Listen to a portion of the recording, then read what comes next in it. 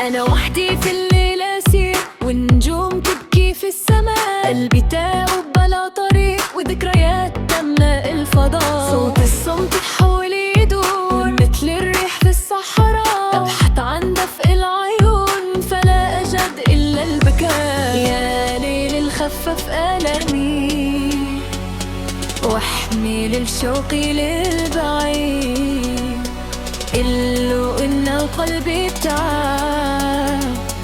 من انتظاره لا يفيد.